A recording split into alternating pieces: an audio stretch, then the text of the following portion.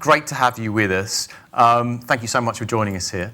I've read Public described as a social investing platform. Can you give us a sense of what that means in terms of how does public.com work? Yeah, sure. Thanks so much for having me here, Greg. So, when we think about public.com, we're really sort of building the investing platform that actually helps people be better investors. And that manifests itself in multiple ways. So on the one hand, people can build a diverse portfolio of stocks, ETFs, and as we very recently shared, adding crypto to that mix as well. But on the other hand, on public, ownership really sort of unlocks an experience of content, education, which is contextual to your portfolio and empowered by a community of creators and analysts, which now includes more than a million members. And so it's sort of a more community-driven, more collaborative sort of approach to investing, where people can do it alongside a community of other like-minded investors rather than just going at it on their own. So I'm interested to get to know how users are leveraging public.com. Are they active or are they passive? How do they manage the social aspect of the platform in order to make sure that they're getting the best out of it? Yeah, that's a great question. I think actually historically in this industry, you have seen mainly these two models of, active trading, right? That's your day trading, your, options and your margin accounts and so forth. And then sort of passive investing. And I think we think that with active investing, it's sort of like not really in the interest of most users to do that. Most people that day trade do end up, losing money. There's a lot of sort of scientific studies that kind of show that. On the other hand, passive investing is something where you don't necessarily really learn anything. And I think what we've really focused on with public is sort of like a model that sits in the middle between the two, where 90% of our community self-identifies longer-term investors, but they are very actively engaged around their portfolio, right? And so that doesn't mean that they're day trading, but it means that they're constantly sort of active in the community to constantly learn from their portfolio, learn from also the experiences that other people are having. And that's been a big part of, where we've really seen the sort of market going, because I think historically when people have thought about sort of social, their mind goes a little bit more to stock tips and trading signals. And I think we've really busted that myth and truly built a community that centers around longer term investing, building your financial literacy while you grow your portfolio as well, all within an integrated immersive experience. Yeah, I think that long-term point of view is really interesting. And obviously we've seen over the last year a lot of kind of like, pump and dump activity and the meme stock kind of movement. Do you think, it's so easy now to access platforms to invest. Do you think in some ways it's almost too easy to invest these days and that brings about, significant challenges? It's a good question, one that many have asked. And look, we think, easy access is certainly important, but we also think that's only the beginning, right? We don't think that should be the full solution. And so from day one at Public, we've really focused on providing folks easy access. I believe, we're the first mobile investing app to actually offer real-time fractional investing, which back a couple of years ago in 2019, when we launched, which we think has been really at the forefront of driving this like market expansion that we've kind of seen. And it's been incredibly important as far as letting people invest in, any stock, regardless how much sort of money they have at their disposal. But we've had just a big focus on education through community, through content. And we really think the mix of the two is truly what allows us to build a place where we sort of can focus on helping people be better investors and not just provide access, but take a more holistic approach and try to make the markets more approachable and truly try to make people as sort of informed and insightful investors as they can be. I'm sure you're aware that there's been significant criticism of some other platforms, trading platforms for selling deal flow. I'm just interested to understand the public.com business model. How do you guys make money? Yeah, so look, we took a stance earlier the year to sort of step back a little bit and kind of look at the incentive alignment in the space and kind of saw something there that we didn't really agree with. Again, we're here really to help people be better investors. And a really important part of that is having a business model that is aligned with the incentives of retail investors. And so rather than relying on things like payment for order flow, we've built a different business model that has multiple sort of legs to it now. But I think the one that gets talked about the most is obviously this concept of tipping, which basically means that whenever you make a transaction on public, you can decide to, if you want to support fair and transparent markets and support sort of the public mission of not actually engaging in payment for order flow and everything that entails, you can decide to leave a tip on your transaction. I think that's been something that our community have really kind of rallied behind, also in accordance with many more people just understanding that, if you actually offer a new degree of transparency, people actually are willing to support that. And that's been very encouraging for us to see. So I think one of the things that is really notable over the last 20 years is just the growth of inequality, particularly, transfer of wealth to older generations. And it's difficult, obviously, for young people these days to get a foothold in the property market in large cities. It's also very hard for young people to sort of like buy stocks and assets at the prices that, their older generations had access to. Do you think of yourself in some way as giving this kind of new generation access to the ability sort of like to build wealth for themselves in ways that, otherwise that are, have been shut off to them? Absolutely, 100%. I mean, that's really, so when we built Fractional Investing, it was really coming pretty much exactly from that point of, the newer generation of investors. I mean, all you have to do is look at the median average kind of savings account in the US and then the stock price of something like a Google or an Amazon. And it didn't really take a genius to realize that it's hard for a lot of people to get involved. And even for people that have a little bit more means, it's actually hard to build a diversified portfolio, right? So, before sort of public launch Fractional Investing, if you wanted to buy into the top 10, 15 stocks in the S&P 500, I think you had to come up with like $10,000 up front.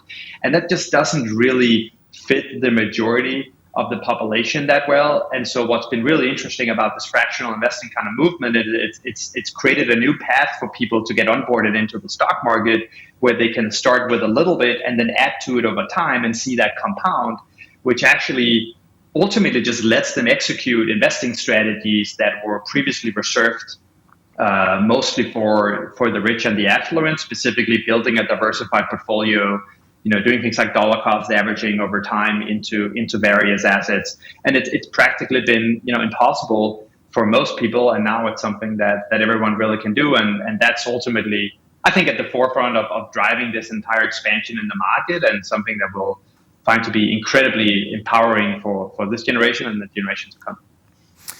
Obviously, investment involves risk, and especially for those who haven't invested before. You've talked a lot about education. How do you ensure in other ways that your customers, your users are protected? Right. So our entire community, like I said, is really centered around, education and people building their financial literacy and learn actually how to be better investors and not just speculate. And I think this year we've obviously seen a lot of people come in initially to potentially transact in a so-called meme stock. But although many come for those meme stocks, they actually stay for the portfolio building. We recently did a study that found that more than 80% of people that started investing in a meme stock have gone on to diversify their portfolios. And that's sort of a very real-time kind of working thesis. But ultimately, I think it provides an indicator that, this entire movement has been a great on-ramp for the next generation to really get onboarded into the markets in the way that they potentially otherwise wouldn't. Now, obviously, any investing involves risk, and so you can never completely 100% protect anyone. But we do take a lot of steps to ensure that, we don't want that risk to be from a lack of understanding or a lack of sort of basic literacy in and around the markets. And so we really, we think, go out of our way to provide, the members of our community with as many educational resources as we can, which includes things like Public Live, which is a daily sort of social audio show that we're running every morning. It includes even features like safety labels, where we actually mark stocks that are or instruments that are deemed risky by the SEC or potentially more volatile. So you have actually contextual sort of education in the moment, and you don't have to go off to a third-party website, but you actually sort of have an integrated experience with some reminders and some potential safeguards that hopefully help you make better decisions. And clearly we're seeing, all the time these new asset classes, whether that's NFTs or new digital currencies are being created. Obviously, your users, your customers are going to want access to sort of some of these opportunities. How do you think about balancing, access to these kind of new types of asset classes with also the associated risks with these asset classes? Yeah, that's a very good question. I mean, and very relevant. We just launched actually, or announced that we're going to be launching crypto just this last week. And in the case of something like crypto, it's sort of something we've looked at. And on the one hand, I think there is an argument to be made that it's just becoming part of the more sort of modern portfolio. Again, we found that there was probably a lot of our customers that do want to invest in crypto and maybe do it already. But if you sort of do it in different platforms, it actually becomes really hard for you as an investor to manage, your portfolio holistically, control your diversification, to even get a sense for what's your exposure to crypto relative to something like equities. And so we do think that there are a lot of benefits to having all that capability under one roof. But we also saw an opportunity to provide sort of deeper, more contextualized education around crypto. And basically similar to the playbook that we've been executing all along, which is really to have that sort of integrated educational experience around crypto. And so far, I think our community are really excited at the prospect of us, launching crypto. But I think with a more sort of public spin on it, which really centers around context, content, and community. And I'd love to kind of get your sense of how you view the competitive landscape. Obviously, it's a really competitive area at the moment. Plenty of stocks and crypto investing, apps. We can even buy crypto inside Venmo now. How do you view the competitive landscape? Yeah, I mean, look, I think a lot of people are coming around to the idea that investing should be and is going to be as ubiquitous as shopping online. And, with that there's going to be 150 million Americans, if not more, that are going to have, an investing app on their home screen, just like they have an app for, maps or e-commerce or whatever it might be. And so obviously in a market that's growing that rapidly, that is that big, there's going to be increased competition. Now, I think the bet that we're sort of making is, again, going back to that kind of spectrum of the industry that we're seeing, where historically most solutions have either been catering to the day trader clientele or the really kind of passive investing.